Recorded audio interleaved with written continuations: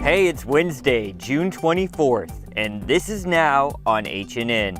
We don't want to see it go up. Several mainland governors are now requiring travelers from states with high coronavirus rates to quarantine for 2 weeks.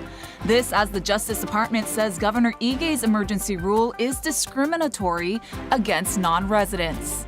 That's simply factually not true. President Trump says the nation has turned a corner. I'm Skyler Henry at the White House, where there are mixed messages about a spike in coronavirus cases. We're doing so well after the plague. It's going away. Today we're talking about a dispute between the state and ride-hailing companies that's delaying unemployment payments for drivers. It's just absolutely disheartening. These stories plus a wallaby is found at a home in Nu'uanu, coming up on This Is Now.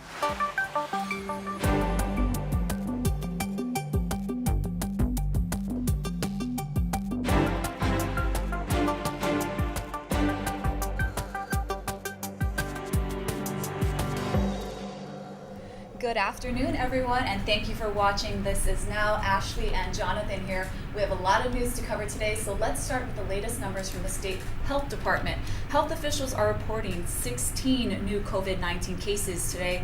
We're told 13 patients were diagnosed on Oahu, and that 7 of those cases are connected to clusters in Wahiawa and Waianae. There's 1 patient on the Big Island, and 2 Hawaii residents have been diagnosed out of state. Coming up in just a few hours, Governor Ige is going to hold a press conference. That's going to happen at 2:30, and we expect him to talk about the restart of Trans-Pacific travel.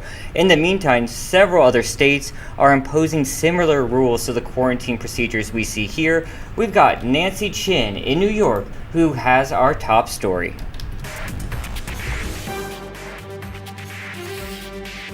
Florida reported a record number of coronavirus cases Wednesday, about 1,500 cases higher than the previous record set just 4 days ago. Most of it is community transmission, particularly amongst the 20 and 30-year-old group. Texas has also seen a surge. The number of hospitalizations in Houston has tripled since Memorial Day. If we don't all work together to bring this curve back down, yes, we're going to have a challenging situation. Some business owners in Houston are voluntarily shutting back down. I don't know how many people have to get sick and die so I can stay in business. At least 17 high school students from Ohio tested positive for the coronavirus after a recent trip to Myrtle Beach, South Carolina. The county they're from previously had reduced infection rates to 0. In a reversal from just a short time ago, when the New York metro area was the epicenter of the pandemic, the governors of New York, New Jersey, and Connecticut are now announcing a 14-day quarantine for travelers coming here from hotspot states, including South Carolina, Florida, and Texas. It's only for the simple reason that we worked very hard to get the viral transmission rate down. We don't want to see it go up because a lot of people come into this region and they could literally bring the infection with them. And even though New York is slowly reopening, officials announced they're canceling the New York City Marathon scheduled for November because of coronavirus concerns. Nancy Chen, CBS News, New York. Meanwhile, here at home, legal challenges are surfacing against Governor David Ige's mandatory travel quarantine. Here's Chelsea Davis with more on that. The DOJ filed what's called a statement of interest as part of an initiative by the U.S. Attorney General to protect civil liberties during the pandemic. The 21-page document says Governor Ige's 14-day self-quarantine mandate, which started in late March, discriminates against out-of-state residents.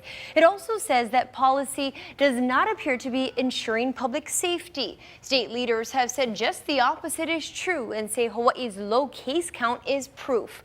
The DOJ also pointed out that Alaska provides out-of-state residents with alternatives to self-quarantine, and Hawaii is expected to announce similar rules any day now. Oahu lawyer Victor Baki says he believes the DOJ statement is politically motivated and factually incorrect. They try to say that the quarantine's unfair because it discriminates against people who live on the mainland and people that live here. And they're saying that people here don't have to quarantine. That's simply factually not true. If Hawaii people fly in, they get quarantined as well. The Attorney General of Hawaii says the DOJ's filing is without merit. Claire Connor says the governor's emergency proclamation was properly and lawfully issued. It's unclear how the filing could affect the policy or all the pending court cases from travelers who've been arrested for violating quarantine. Now, so far, more than 120 incoming travelers have returned home because they have either violated the quarantine or have chose to return home to avoid the quarantine altogether. Chelsea Davis, Hawaii News Now. Hawaiian Airlines is hauling more passengers and ready to add more inter-island flights. Howard Dykes has more. Hawaiian decided to add Portland service after weeks of flying just from Seattle, San Francisco, and Los Angeles. Those flights mostly hauling cargo. Inter-island, of course, is now hauling more actual people. Hawaiian is now doing at least 11 round trips a day to Kahului, at least 8 to Kona, 7 apiece to Lihue and Hilo, and ready to add more as demand warrants. Now, adding capacity is not only about the number of flights. Most inter-island flights use the usual B-17s, but sometimes a Maui run has been performed by a larger A321neo. The legislature is responding to Young Brothers' request for that $25 million state bailout with a bill authorizing the PUC to let another carrier serve the inter-island maritime cargo market. The bill, which has a hearing today, appears to be Plan B, triggered by the cutoff of financial support by Young Brothers' mainland owner, and perhaps influenced a little by this week's Hilo barge accident. Thanks, Howard. Take a look at this drone video showing the salvage efforts off the Big Island, where those 21 shipping containers fell off a Young Brothers barge early Monday. The Coast Guard is calling the incident a major marine casualty because the losses are estimated at more than $500,000. Authorities say some of the containers have been towed and secured in Hilo Harbor and will be removed today. The Coast Guard searched by air yesterday, but they were not able to find the 12 containers that are still missing. Authorities say none of the containers that fell contained hazardous material. One container held household cleaning supplies, but that one did not fall in the water. The NTSB is looking into the cause. The state's putting another warning out about scammers who are pretending to be contact tracers. Authorities say these impersonators are asking for social security numbers, bank information, or forms of payment. A legitimate contact tracer won't need that information, but they would need the names of everyone you came in close contact with while infected with COVID-19. The state unemployment office has reclassified rideshare drivers yet again, adding to the frustration as they try to collect benefits. Lynn Kwano explains why the state initially delayed their payments and is now going after Uber and Lyft for payback. It's been a back and forth struggle for about 1,400 drivers from ride-hailing companies who should have been covered by unemployment insurance, but were denied. Taking weeks and weeks and weeks, and then you're told that basically to wait until perhaps you're going to be switched over. This Uber driver, who did not want his name on TV, said he applied for unemployment in March, but was told he didn't qualify and needed to apply for PUA, the Pandemic Unemployment Assistance Program, instead. It worked and he started getting paid. But then in May, the checks suddenly stopped. We're going to send you back to UI. It's just absolutely disheartening. Just as you're getting comfortable thinking, okay, you can kind of rely on these payments, this happens. And it was just a lot of, back and forth. At the center of the problem, the ongoing debate over whether drivers are independent contractors or employees. Uber and Lyft do not consider these individuals to be under covered employment. Now, unemployment insurance has made a determination under unemployment insurance law that they're under covered employment. So they are eligible, even though the ride-sharing companies do not pay into the UI Trust Fund, meaning other businesses are fronting the money. For a while now, we've been covering these individuals. So they've been coming to us once they've lost their job with Uber or Lyft, and they've been reporting for, to apply for unemployment insurance. And then we've been covering them, and they've been receiving benefits. The state is now trying to go after the ride-sharing companies for all the back costs, which could be millions of dollars. The issue is in the appeals process. Meanwhile, Uber and Lyft are trying to get the law changed to clearly say drivers are independent contractors and not entitled to unemployment coverage at all. I'm Lynn Kawano, Hawaii News Now. New today, Aloha United Way has released its ALICE report for 2020, which shows that a lot of families across the state are living in financial hardship. The president and CEO, John Fink, joined us this morning on Sunrise to explain. John, good to see you. Before we talk about the findings, explain to us what exactly is ALICE? ALICE basically stands for Asset Limited, Income Constrained Employed. So these are working households. These are people who have jobs, and the difficulty of it is that it's hard to get ahead in Hawaii. So these are people that, households from 1, 2, 3, 4, however many people, and there are certain criteria they use. I believe if you're a single person, the ALICE criteria is about $32,000. If you're a family of 4, it's up to about $90,000. And at that level, you are barely getting by with your essential goods, your transportation, your housing, your food, your medical, all the other things, childcare, schools, things like that. And what's interesting, Steve, is that some people fell into this ALICE category or below, which is the poverty level, back in 2009, 2010, when we had the bad recession. And what's happened in the last 10 years is basically nothing. They have not been able to get out of it. And we have had some wonderful economies, obviously, in the last 10 years. And now we're in the COVID situation. And there are projections that 42% that we're talking about in terms of the number of households, 33 in the ALICE realm and 9% in poverty, is possibly going to jump to 60% of households in Hawaii by the end of the year. That's a staggering number and represents over 700,000 people, which is about half the population of the state of Hawaii. Yeah, we're just compounding a very bad situation. So John, how do you take this information on all this data and what do you do with it going forward? Well, this is a framework. This is a framework, and it's a living, breathing document. The Hawaii data people who did this for us, they're continuing to monitor how things look and how they go. But all the stakeholders involved, all the people involved in divvying up the monies that we have or we will get, need to really look at what it's going to take for these people. And I know there are some people who are talking about revisiting some of our institutions, whether it's education or whether it's tourism or whatever. That's fine, and we certainly need to do that. But these people need to make sure they can get through August and September and February and March, because that's the real struggle right now, depending on what happens with incomes and things like that. And you know, Steve, it's a domino effect. If somebody in the household is the major breadwinner or one of the breadwinners and they provide the medical and they should lose their job, now you're looking at households that maybe decide not to take that necessary trip to the doctor, and a situation which may not be so bad exacerbates and becomes worse. So these are real people and real time we're talking about now. Yeah, John, I only got 30 seconds, but obviously a very important job with Aloha United Way and an incredibly important time. Your goals as you go forward as the CEO and the president? Well, the first thing is to help as many people as we can get through this. AUW is a preventive organization. We try to keep people from falling through the cracks. We try to help agencies out. But right now, Steve, we really need to make sure people end up whole on the other side of this coronavirus thing. President Trump is heading out on the road for campaign events and hosting foreign dignitaries for the first time since the coronavirus lockdowns began back in March. Skylar Henry has more details from the White House. President Trump is defending his administration's response to COVID-19. COVID. I say, what's the 19? COVID-19. Some people can't explain what the 19. Give me the COVID-19. I said, that's an odd name. But here's the story. We are going to be stronger than ever before, and it's going to be soon. The president was speaking at a campaign event in Arizona, a state that reported a record number of cases Tuesday.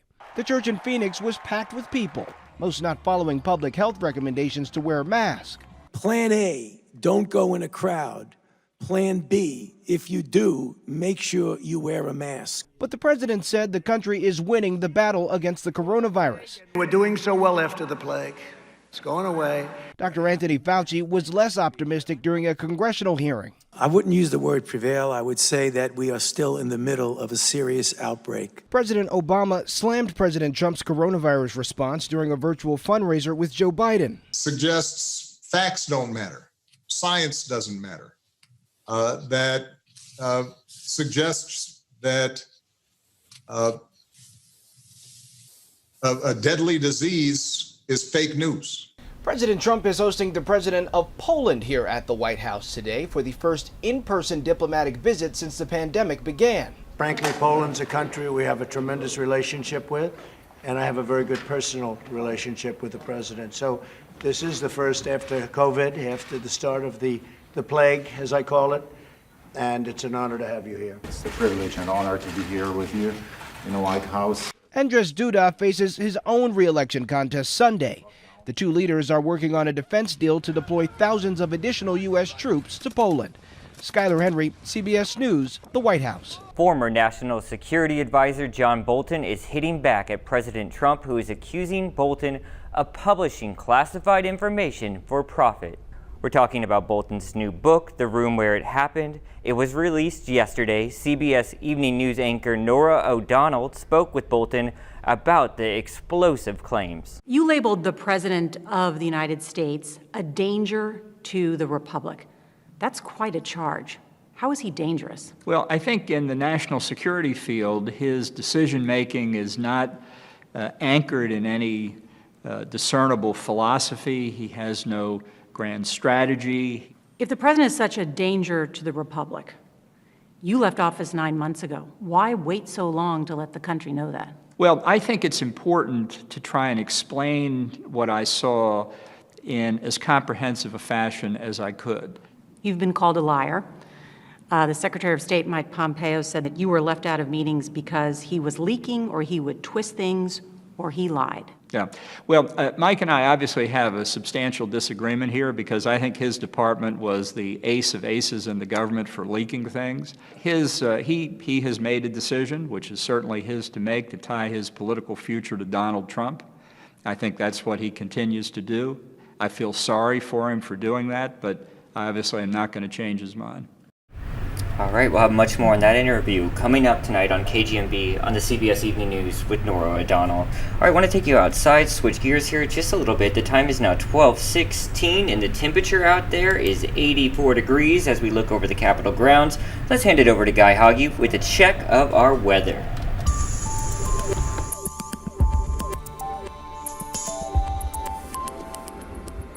How's it on this Wednesday? We're tracking the tropical depression in the East Pacific. Lots of storm activity in the East Pacific, but we're more concerned with Tropical Depression 3E.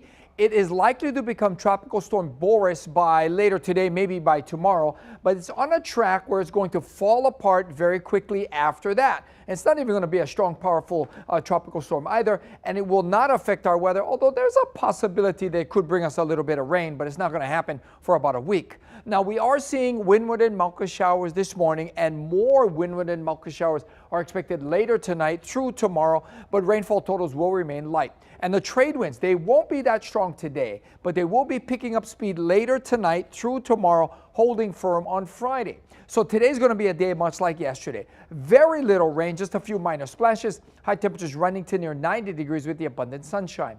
Now, the surf's going to be small today. Island-wide, it's going to be small no matter where you go. But we are expecting back-to-back swells coming into south and west shores. First of all, Friday and Saturday, then another one, a bigger one coming in Sunday into Monday. That one could trigger a high surf advisory, so keep your fingers crossed on that. So we've got light trade winds today, increasing showers tonight and tomorrow with increasing trade winds. The trade winds will run brisk and breezy through Friday, then ease up as we head into the weekend. Keep it here on Hawaii News Now. We'll have all your severe weather updates. All right, thank you, Guy. Now it's time to take a look at what we found from the feeds. A wallaby was found at a home in Nu'uanu yesterday morning and is now in the care of the State Department of Land and Natural Resources. Honolulu police called the Hawaiian Humane Society after receiving reports about the animal. By the time crews arrived, the wallaby was already contained. The team took the mini marsupial back to their veterinary hospital, and then DLNR took it into custody. It's believed that wallabies have been living on Oahu for about a century. They escaped from a private Oahu zoo and started colonies in Nu'uanu and Kalihi Valley. You're one of the lucky people who have actually seen a wallaby. Yeah, the last one I found at Halava at the jail. Yeah, I remember that one. He looks scared, but it's such a cool story about how they came to be here and all. All right, guys, we're talking about the war of the streaming services, and it's still on. Amazon is considering launching live TV now to its Prime Video lineup. The efforts appear to be in the early stages, but analysts say Amazon is actively pursuing licensing deals for live programming. They already do some NFL stuff, and they're in the works to do some soccer things already too on their service Twitch. But we'll have to see how that all unfolds. Seems like so many options out there these days. That's right, and check this out. Actor Dennis Quaid tied the knot. Quaid and his fiancée, Laura Savoy, who is a doctoral student, surprised everyone by eloping in Santa Barbara. They had originally planned to get married here in Hawaii in April, but then, of course, the pandemic hit. The couple got engaged back in October, and this is the 4th marriage for Quaid. Congratulations to the happy couple. And then up next for me, let's see what I got here. Oh yeah, do you remember these? The Segways? They're going away, Ashley. No more Segways. That's because the Chinese company that took over Segway a few years back is saying it's just not doing as well as it once was, so they're discontinuing it. The cost was always a little bit too high for the average consumer. That's why we saw a lot of tour groups riding around with them around town, and police officers often were seen on the 3-wheeled version. So another blast from the past, going away. I've never been on one. Really? No. I have once. I've only been on a hoverboard once as well, and I fell. Of course. Of course, you're right. It hurt. All right, let's get it over to Casey Lund and see what he's up to today at Pearl Harbor. That's right. So Pearl Harbor is reopening 2 popular... All these relics and artifacts are excited to welcome guests back. We're standing here in Hangar 37 looking at some of the Japanese aircraft that were so crucial to their effort as they attacked Pearl Harbor on December 7th, 1941. They've also got all the infographics that they've had here at the museum, but some new additions. For example, these social distancing markers, hand sanitizing stations, doing all those things that they need to do following the CDC guidelines to keep guests safe as they return. One of the coolest new parts of the exhibit here is this piece that was just brought into Hangar 37. Listen to what Executive Director Alyssa Lyons says about this amazing artifact. It's not really even finished. We're still putting it together. But this is the portal section of the galley wall that framed the vegetable locker on the USS Arizona. And it was very close to turret number 3, which is a section that you can still see submerged when you visit the Arizona Memorial. And just a short bus ride from the Aviation Museum here on the deck of the Battleship Missouri. Mike Carr joins me, President and CEO of the Battleship Missouri Memorial Association, to tell me why this is really a unique time and a unique opportunity for Kama'aina folks to come check this out. Well, I think most Kama'aina have always viewed Pearl Harbor as something that tourists do, and that, you know, it's just masses of people, and that's largely been true.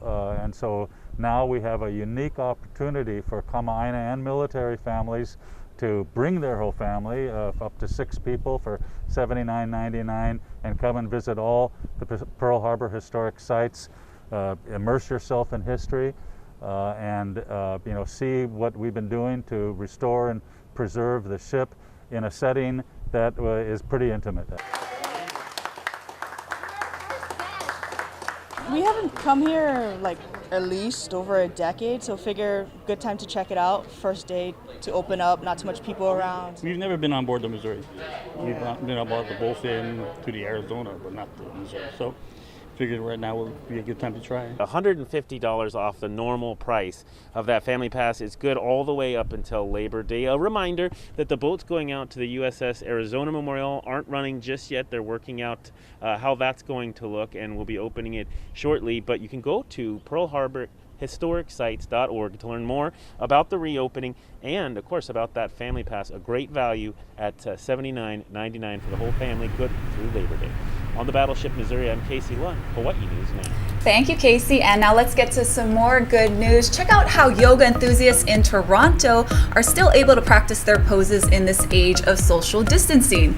These geodesic domes stand more than 7 feet tall, 12 feet wide, and they have built-in heating that creates a similar atmosphere to a hot yoga studio. Have a great day, everyone. We have that press conference from Governor Ige coming up at 2:30. Thanks for watching. This is Now.